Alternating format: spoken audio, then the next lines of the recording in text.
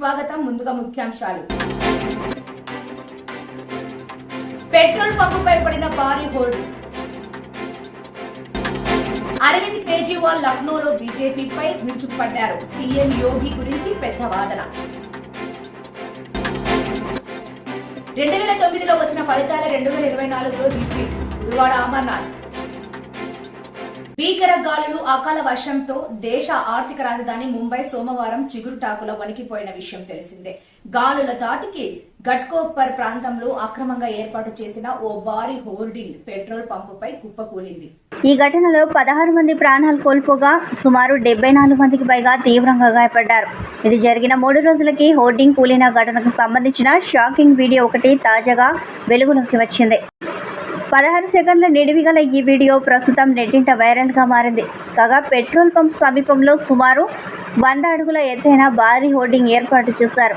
ఆ హోర్డింగ్కు కార్పొరేషన్ నుంచి ఎలాంటి అనుమతులు లేవని, అక్రమంగా అక్కడ ఏర్పాటు చేశారని బీఎంసీ అధికారులు గుర్తించారు. ఆ ప్రాంతంలో మొత్తం 4 హోర్డింగ్లు ఏర్పాటు చేయగా వాటిలో ఒకటి కుప్పకూలిపోయింది.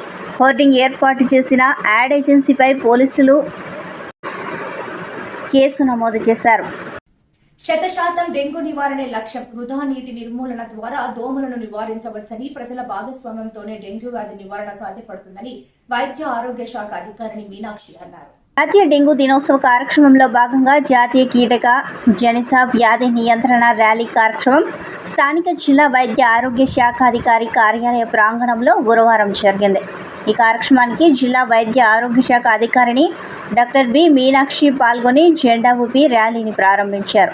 ఈ సందర్భంగా ఆమె మాట్లాడుతూ జిల్లా కలెక్టర్ వారి సూచనలు అనుసరించి కార్యక్రమం నిర్వహించడం జరుగుతుందని అన్నారు. ఈ కార్యక్రమం ద్వారా డెంగ్యూ వచ్చేందుకు గల కారణాలు తెలుసుకొని వాటి నివారణకు చేపట్టవలసిన జాగ్రత్తల గురించి అవగాహన పెంచుకోవడం దీని ముఖ్య ఉద్దేశమని అన్నారు. డెంగ్యూ, మలేరియా వంటి వ్యాధులు దోమల ద్వారా సంక్రమిస్తాయని అన్నారు.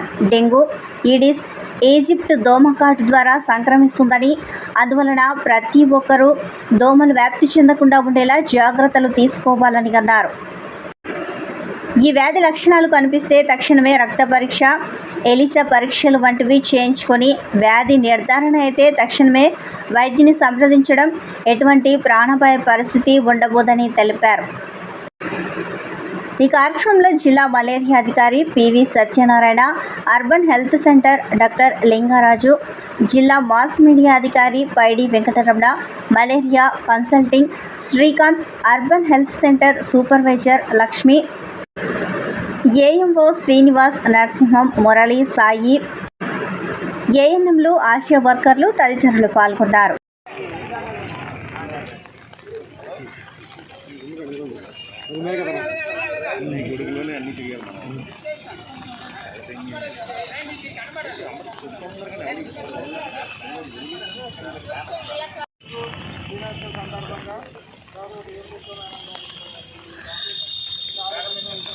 Okay madam.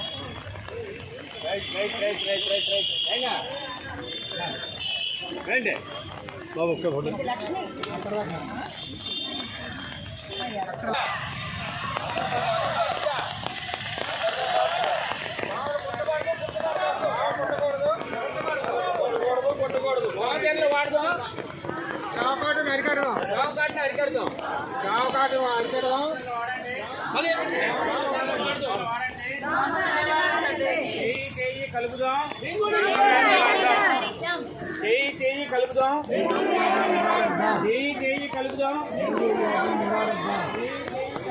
ఎవరికైనా ఎవరు పెక్కడం లేదు.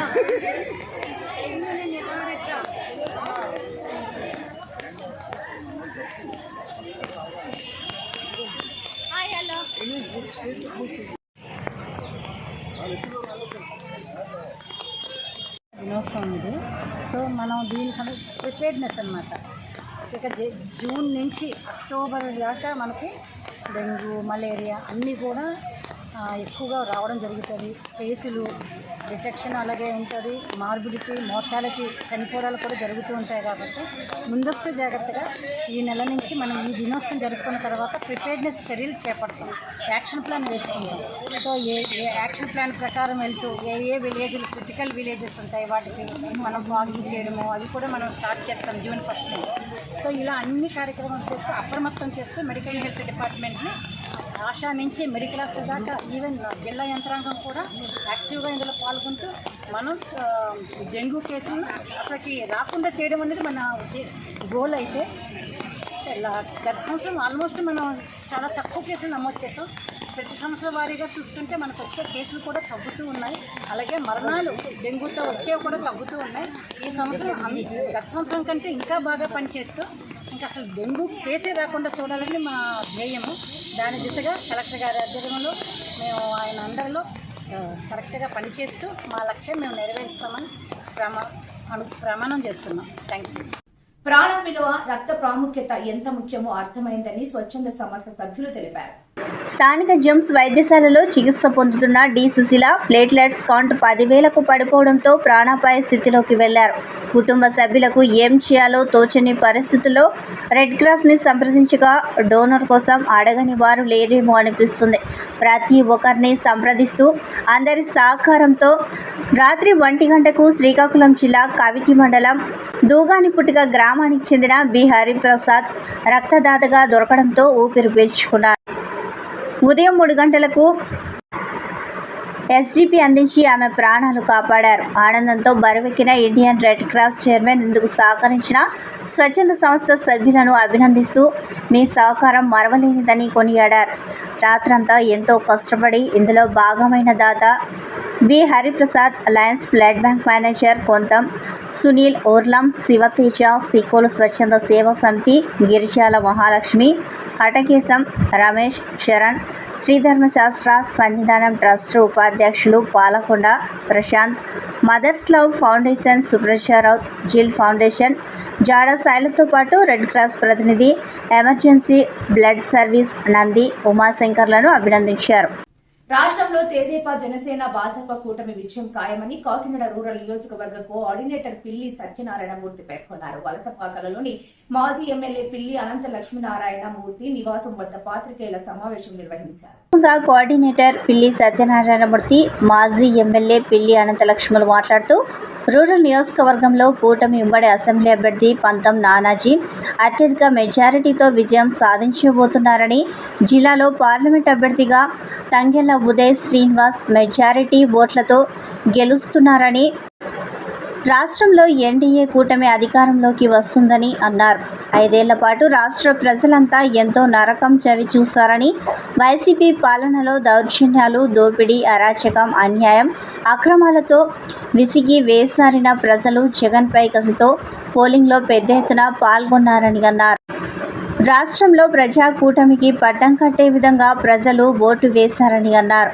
దూర ప్రాంతాల నుండి ఎన్నో వ్యయ ప్రయాసాల కోర్చి తమ గ్రామాలకు వచ్చి ఓటు హక్కుని వినియోగించుకోవడం హర్షణీయమని అన్నారు. ఈ సమావేశంలో టీడీపీ నాయకులు, కార్యకర్తలు పాల్గొన్నారు. బోల కృష్ణమోహన్, కర్రి వెంకటరాజు, కాళ్ళ శ్రీను, మిరపల ప్రకాష్, గుబ్బల సత్యబాబు, పడమటి వీరబాబు, మాతా లక్ష్మణ్, చొక్కా జగన్, పిల్ల రామకృష్ణ, కొమిరిశెట్టి నరసింహారావు, బొజ్జ భవానీ, సాంబశివరావు, ఎలగా లోవరాజు, కేసిపోయిన ఏడుకొండలు, వీరగణి వెంకటేశ్వరరావు, టేకుమూడి శ్రీను, కొల్లుబోయిన అచ్యుత్ తదితరులు పాల్గొన్నారు. కూటమి అభ్యర్థులు విజయం సాధించాలని చెప్పి అన్ని రకాల ప్రయత్నాలు చేసి ప్రజలను ఆకర్షితులను చేసి మొన్న 13వ తారీఖున ఎలక్షన్కి సన్నాయత్తం చేయటం మీకు అందరికీ కూడా తెలిసిందే. మరి ముఖ్యంగా ఈ భారతదేశ వ్యవస్థలో, రాజకీయ వ్యవస్థలో ఈ ఆంధ్ర రాష్ట్రానికి జరిగిన ఎన్నికలు ఒక చారిత్రాత్మకంగా నిలిపోయే ఘట్టాలుగా కనపడుతూ ఉన్నాయి. కారణం ఏంటంటే స్వాతంత్రం వచ్చి 76 సంవత్సరాలు 75 సంవత్సరాలు దాటినా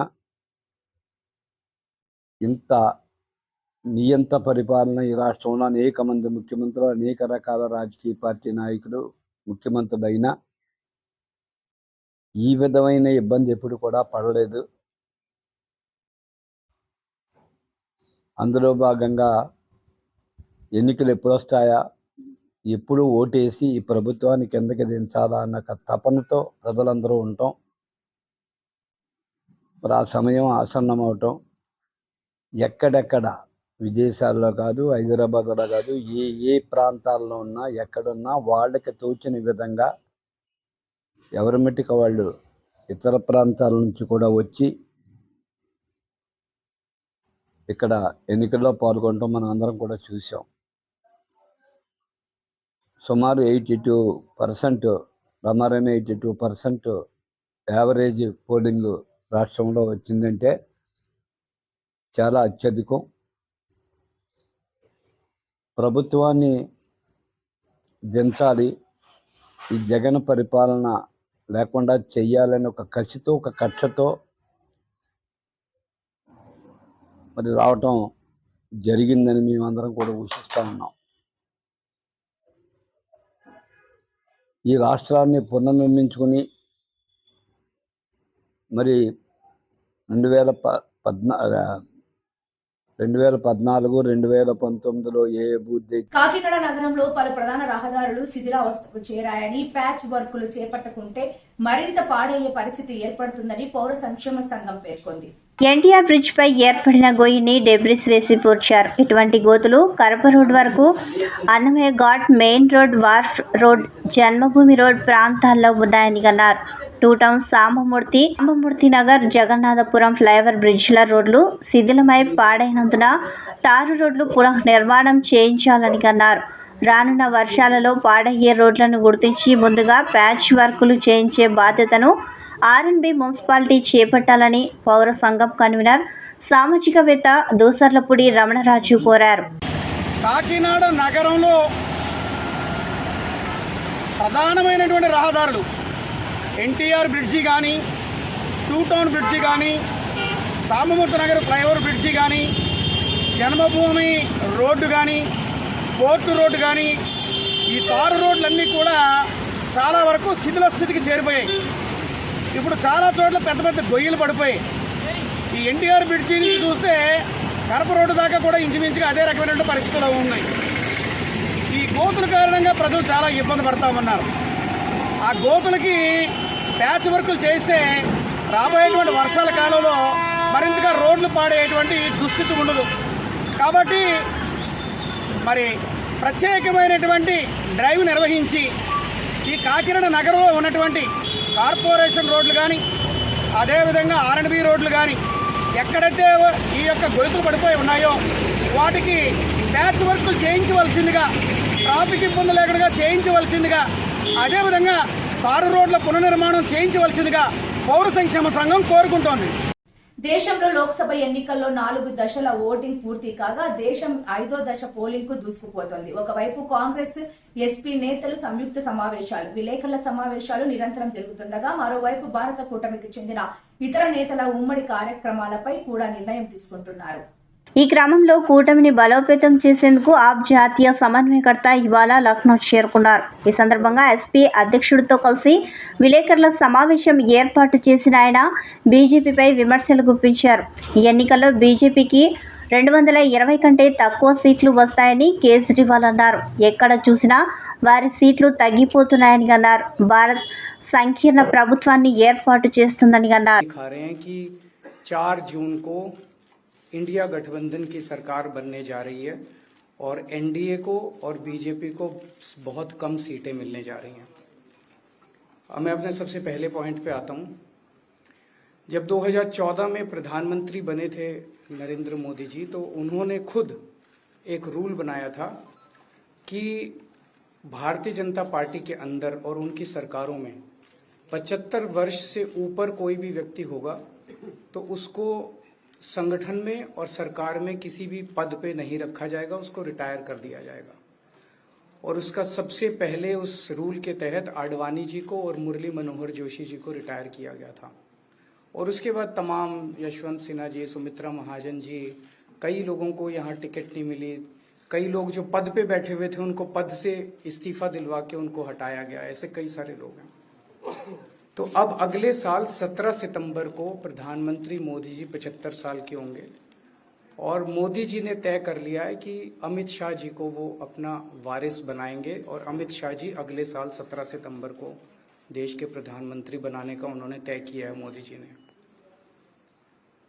इसके ऊपर मोदी जी पिछले 1-2 साल से लगे भी हुए हैं, क्योंकि भारतीय जनता पार्टी के अंदर अमित शाह जी के सामने जो जो बाधाएं पैदा कर सकता था नेता, एक एक करके उन सब नेताओं को साइड कर दिया गया, उनका पत्ता साफ कर दिया गया।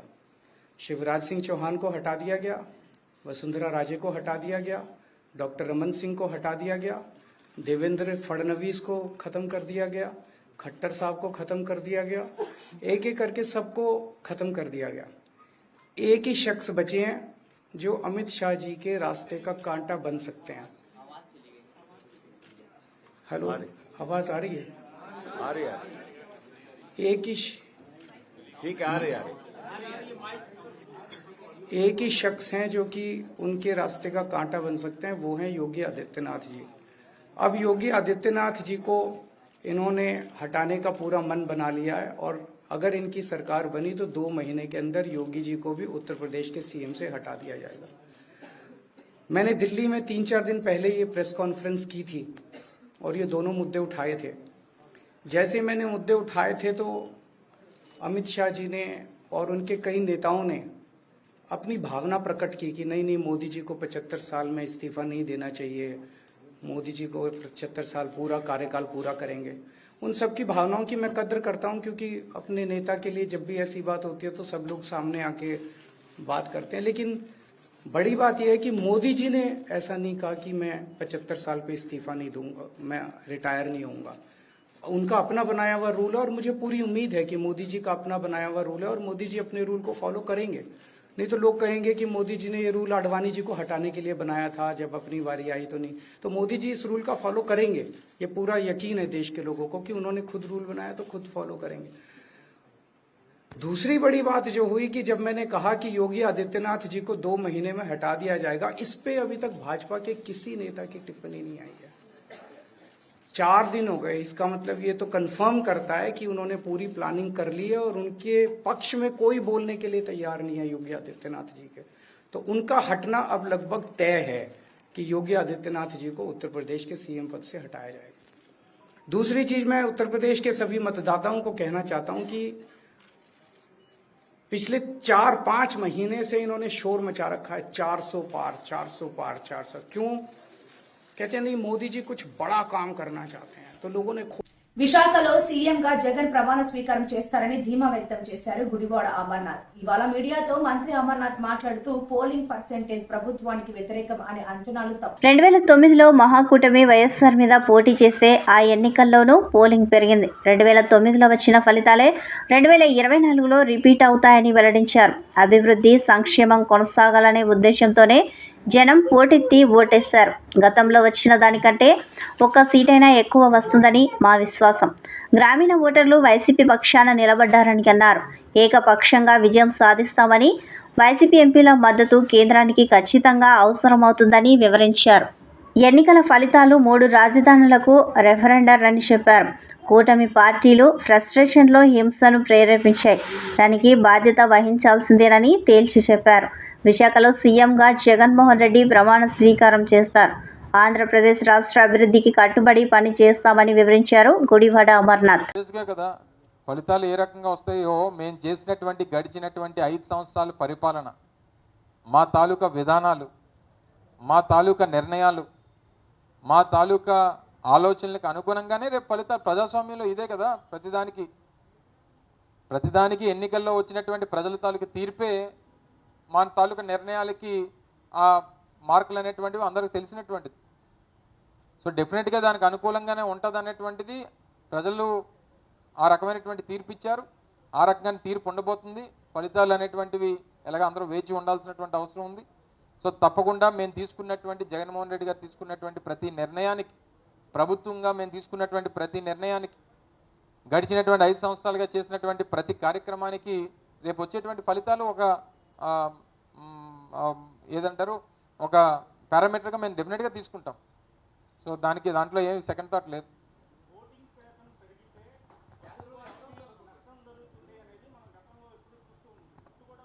నువ్వు కొంచెం లేట్ అయ్యావు, నేను స్టార్టింగ్లో మిస్ అయిపోయాను.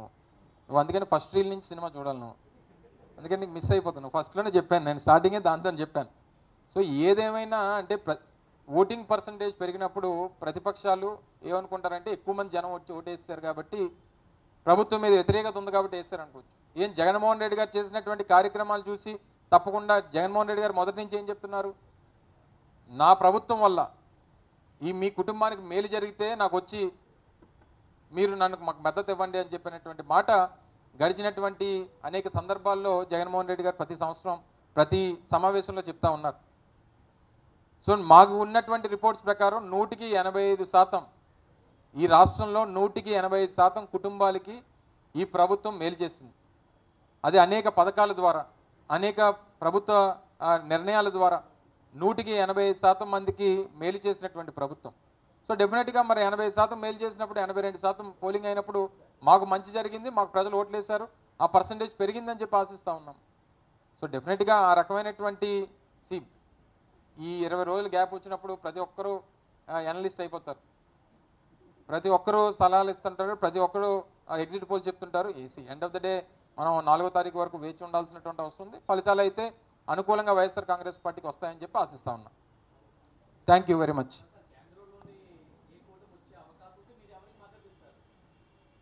మాది ఫస్ట్ నుంచి జగన్మోహన్ రెడ్డి గారు మొదటి నుంచి మా స్టాండ్ ఒకటే, మేము ఆశించేటువంటిది ఏ రాజకీయ పార్టీకి పూర్తి స్థాయిలో వారికి మ్యాజిక్ ఫిగర్ దాటకూడదు అనేటువంటిది మా తాపత్రయం. రాష్ట్ర ప్రజలు రాష్ట్ర భవిష్యత్తు దృష్టిలో పెట్టుకొని మేము అది కోరుకుంటా ఉన్నాం. అది ఎవరైనా